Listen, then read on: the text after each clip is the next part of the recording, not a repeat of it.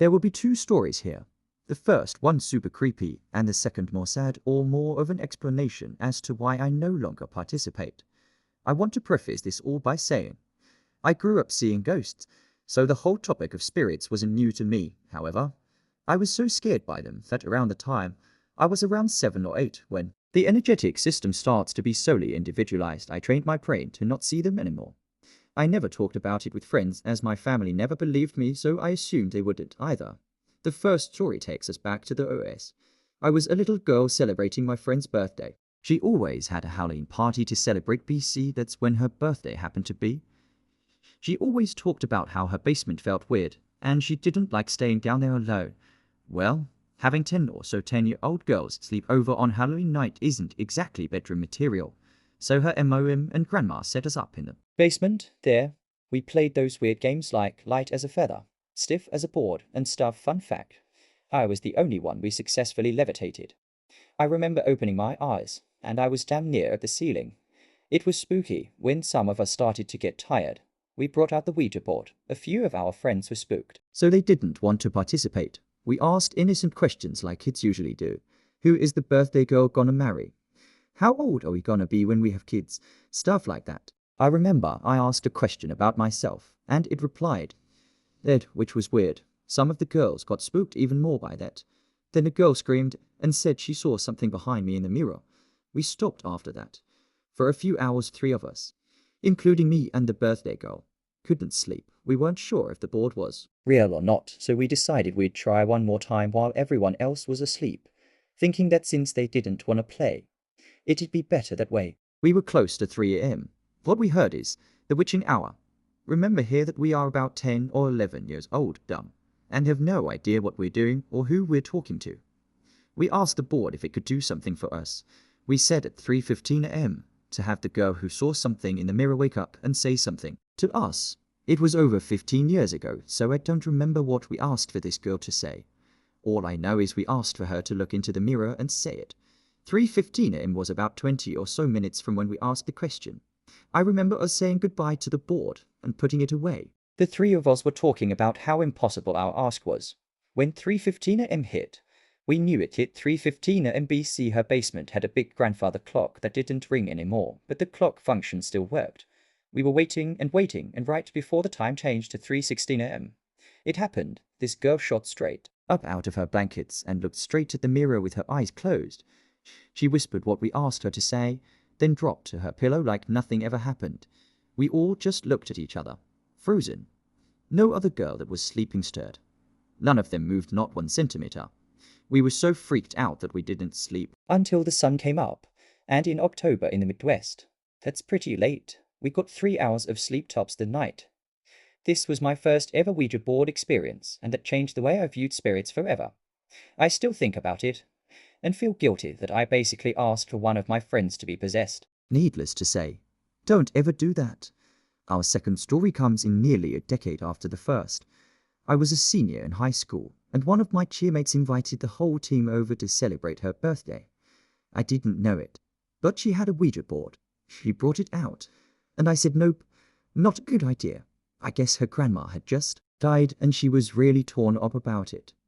I was very adamant that this wasn't a good idea, and that we don't know if what we're talking to would be her grandma or not. She promised me she'd just try it twice, and then she'd put it away by this time. I knew a lot more than I did back during my first experience. I told her that she must say goodbye each time the girls rotated, and I had them put foot around the board to keep whatever they were talking to inside the board, and so no one would or could get possessed. They tried it at least 4 times with different girls every time, and the planchette didn't move even once. They all laughed at me for how scared I acted earlier, saying that the board is stupid and doesn't actually work. I got kind of annoyed BC some of them knew about my experience. I had shared it to the few who were already hesitant about the board when it was brought out. I said, know what, I'll do it, and I'll prove to everyone here that these boards are real. It was me, the birthday girl who was a class below me, and 2 other girls from my class, who only joined the team for our senior year. We put our fingers on the planchette and did the 3 circles to begin. I asked who we were talking to, and the planchette moved for the first time that night. The 2 girls in my class were HUG skeptics. They said, Of course, it would move when I just said I'll prove it's real. They accused me of moving it. But the information that came out was information I never knew until they connected the dots for me. The board first goes to letter J, then to letter Reich. We were all confused. BCJR isn't a name, or a name of anyone we knew. Or so we thought. We then asked why they were here, and the board spelled friend. We asked again, who is this? And the board spelled JR. We then asked what does J stand for, and the board spelled out JONAT, and one of the girls from my class screamed, no way. We all looked at her in confusion. She asked, is this Jonathan Raymond? The planchette immediately moved to yes. The two girls sat so quietly, and we just waited. The birthday girl asked who JR was, and the girl started to explain. JR was a guy who was in the class above me. I knew of him, but nothing about him personally. I had been cheering at our school all for years, so I knew him from the football team. That was about all I knew of him. He had passed our sophomore year, his junior year, due to his car's exhaust. He didn't want to wake his parents after driving home from a party in the middle of winter. So he slept in his car with the car on in the garage. His parents found him the next morning. I remember it totally ripped apart his Class. I remember his friends not showing up to school for at least 2 weeks out of grief, and we had a big celebration on the football field in the spring. Back to the Ouija board situation. The two girls in my class were panicked. They looked at me weird, and I said, well, it must be him coming through. They said no, that it's impossible, BC. The board doesn't work, and that I'm making all this up and moving the planchette. They said I was a horrible person for impersonating JR, and I said I wasn't.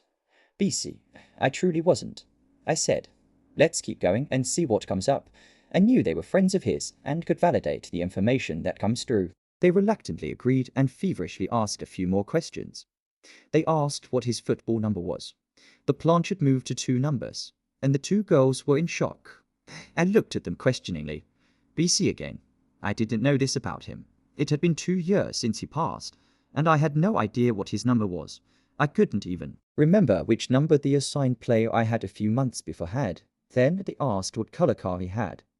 The board answered red, which was true. I at least remember the picture they had for his celebration was him and his red car BC. He loved the car. They then asked who his best friend was, and I definitely had absolutely zero idea who that would be.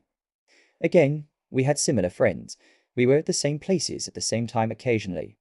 But I never once spoke to this guy, and our mutuals didn't really talk to me about him. We really didn't have anything in common other than friends and the football or cheerleader type of association. The board spelled out his best friend's name. The guy was the only guy in our school W that first name, but we asked for the last name just to see if it would spell it correctly, and it did. The girls didn't even say goodbye. They flung the board at me. They called me a liar, saying I made all of this up. They were sobbing and screaming at me. It made me so uncomfortable. I was nothing but the tune of the instrument which opened the veil for them, and they thought I was an awful person. The whole team fell silent, and I just left due to the discomfort. Even though I had been captain of our team and had cheered W majority of those girls for at least 3 years, majority of them didn't talk to me, even at practice, for at least 2 weeks. So many of them thought I was either crazy or disgusting. Only a few of them understood that I wouldn't have known that based on who I was friends with at school and who I actually hung out with. JR and I never truly crossed paths for conversation until that night, if it was actually him, that is. I think it was. But I do know that spirits can pretend to be someone and read our thoughts or memories with them. I don't use Ouija board anymore, because you never know who you're going to get or who you're going to piss off, even if it works. Now, I am a practicing energy reader and medium. So all of this type of stuff in my life has taught me about how to further connect in a safe way behind the veil.